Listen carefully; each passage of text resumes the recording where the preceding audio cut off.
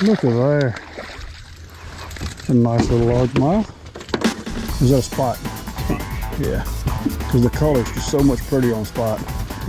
Welcome back to the channel. In this video, it's time for a road trip. I'm headed to northern Arkansas to fish Norfork Lake with my buddy Rob. Norfork is a highland reservoir in the Ozark Mountains. Clear water and lots of fish.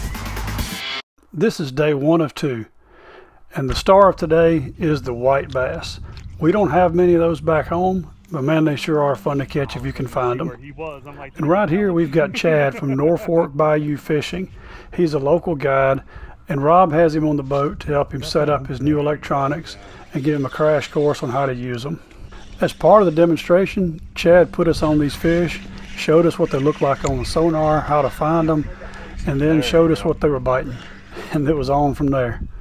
Gotcha. This 3-inch paddle tail swim bait on a jig head was the juice. Yeah, that's a nice white. Even without the electronics, we could have possibly found these fish using an old adage, the wind is your friend. The wind blows food for the bait fish, and it collects downwind against the banks and in coves. The shad move in to eat that, and the game fish move in to eat the shad. And that's why Chad brought us to this cove. That little bastard. Get back in the lake. Thanks for that. I know where I'm going to dig on some white bass all afternoon. Yep, a good one there. That's a good eater.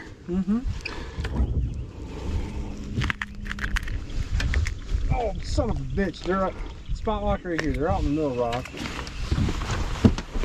3 casts in a row again. I learned something valuable here. While I was taking this fish off, Chad says, "You can't keep that one." And I asked him why. Well, it turns out that was a hybrid. It was mixed in with the white bass. They look very much alike. The key to telling the difference is to observe the lateral lines. On the white bass, they only have one dark line that extends all the way into the tail. Both the striped bass and the hybrid have multiple dark lines that extend into the tail. And if for some reason that's not clear enough for the fish that you have, you can look at the tooth patch as well. Check out the reference I left for you there. They hit hard, I'll tell you that. The school's right there. That's where mine was, right next to the boat. It's a white. I'm going to throw him back though. He's tiny.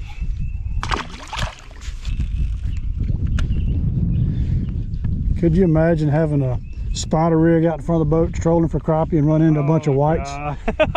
You lied to me all tangled Just up. wreck. There's a boatload of fish down there. Oh my God. Okay, I'm gonna have you drop me off at the dock, and then you guys can come back here and have fun, or go have lunch and then come back. Well, our time with Chad for today is over. He's got another client this afternoon, and our time's up. We're going to take him back to the dock, and we're going to go eat some lunch and come back here and find these fish again and catch them. You can find Chad at Norfork Bayou Fishing on Facebook. Look him up if you want to fish Norfork. I put a link to his Facebook page in the description of this video. We're back from lunch, and it didn't take very long to get back on them.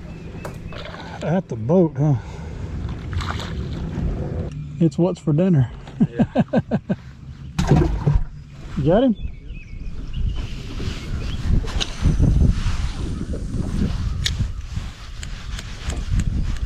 We're on top of him. Jack him. Good shot.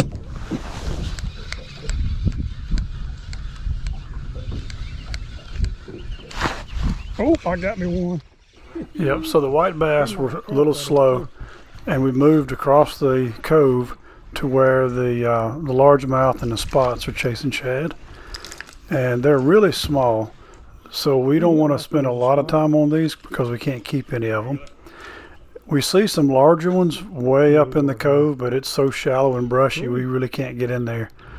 So we'll only do this for a little while, and we'll move back over to the whites. That'd be the grand slam, wouldn't it?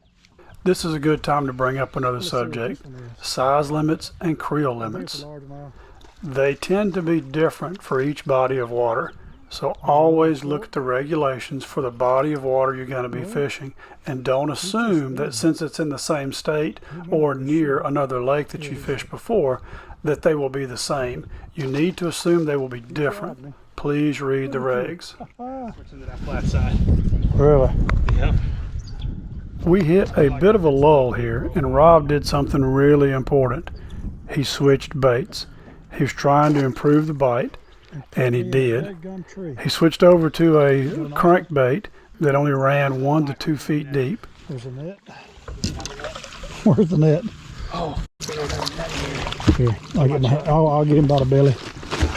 Look at that. That's the first time I've ever seen a walleye. Wow. Let me get my hook out of there while you got him by the belly. Hey, look at there, boy. That made the whole day of fishing worth it right there. That's a walleye, huh?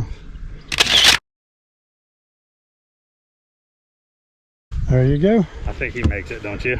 Yeah, we can measure him if you want to. He makes it. But I think he's every bit of 18 inches. Yeah, that's a good walleye.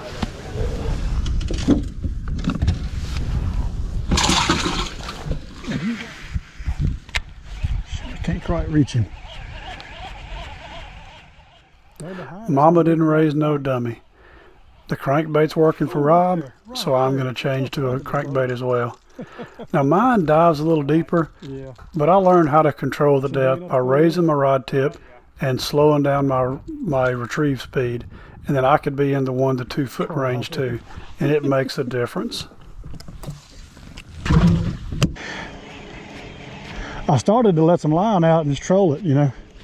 Come on, big boy, get him. Or little boy, whatever you are. Now he is not Carlisle big. He's a little smaller than the other one. But if you want him, I'll put him in there. Yeah, you can throw him in the live well, Jim. We just won't take any pictures of him. Oh yeah, he's on there.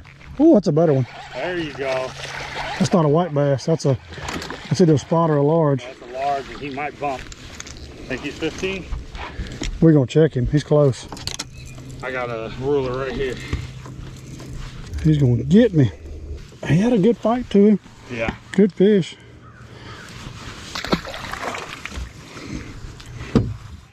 Right. You know, mono could be. Ooh, good hit right there, boy. Nice white. Yeah, nice white. Good. Keep in mind when you watch this fight, this is a 2-pound fish on my bass rod. It is a medium heavy moderate action, and it gives it a little bit of a workout. These things are a lot of fun. Spool. But that's a good bite. Son of a gun right there, boy. Oh, and he smacked the heck out of it too. That's awesome. Now if I can do this without him transferring that hook from him to me.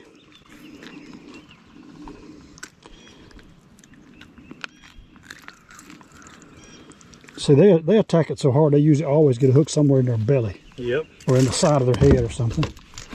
Always get one foul hook in them. Man, what a big old pretty fish.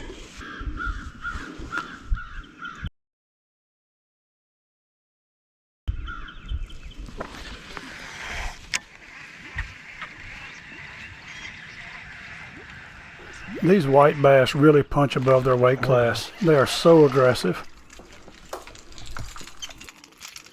Hello there, Filet. How are you?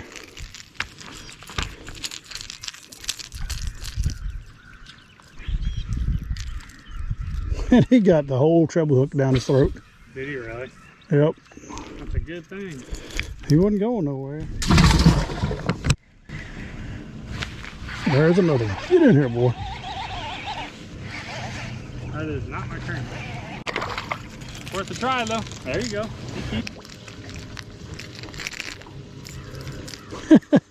All 3 hooks stuck in his lip. There's another one. Hey, willikers. Oh, look at you, cookie cutter. I mean, they're exactly the same. Oh, there he is. He's a little bigger. Come on, fella. Where are you at? Ooh, you're too close to the motor. Get away from there. Oh, there's another pig. Really? Yeah. Look at that song guy. Oh, I won't get cigar again. Good one, boy. Whew, shoot fire. See ya. By this time, the white bass had scattered those shad far and wide. So they were hitting all around the boat, up along the shore. And we would see a fish, cast to it, not catch it, and then 10 feet away catch one. And so again, they were everywhere. This was so much fun. I really enjoyed it. He's got a hook in his belly, one in his gill, He's got it everywhere. and nothing in his mouth. I mean, they hit it so hard, they impaled themselves on the bait. And everybody out there in YouTube land that doesn't have white bass, I feel sorry for you. These things are fun. There you go, Jim. Another nice one, I think. We're wearing them out, man. We might limit. Another decent one. And their old bellies are starting to poke out. Look at that belly.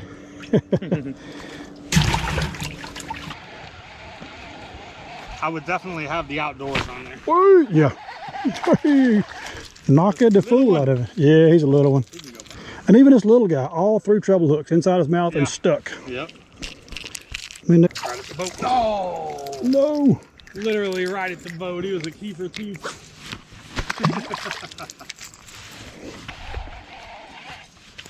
This is the first time, got him the second. They came back for it, huh? Yep.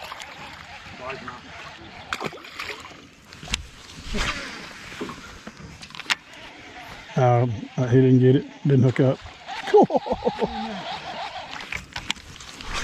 Yes, get that fish. I got him. You got him? Good deal. Ha ha. That's what I'm talking about. Largie. A largie running with the spots, huh?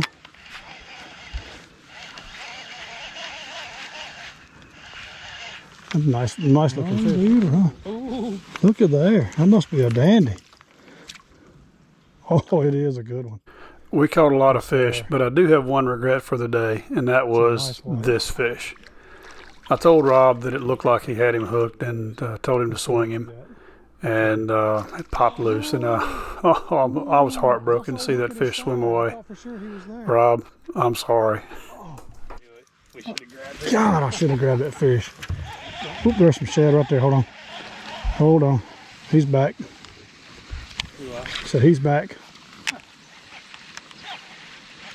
There he is. Good one. Nah. Well, the white bass started slowing down. I guess they all got their bellies full. And we started chasing around, looking in different places, and we started catching more largemouth and spots. And that kind of finished out our day. This guy right here wasn't big enough to keep, which was the story of the day for largemouth. Pretty little joker. Yeah. I had to swing. Well, here's Rob closing us out with the only keeper largemouth of the day.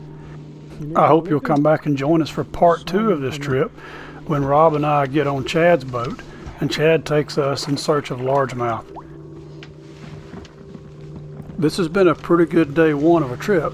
I hope you'll come back and watch part 2. And to make sure that you see when part 2 comes out, make sure that you're a subscriber and hit the notification bell so that YouTube will tell you when the video's out. Again, thanks for watching, and I appreciate your support on the channel. Now go outdoors and have a good time. Oh, he makes it. He makes it. Down a little bit. I stick it way out.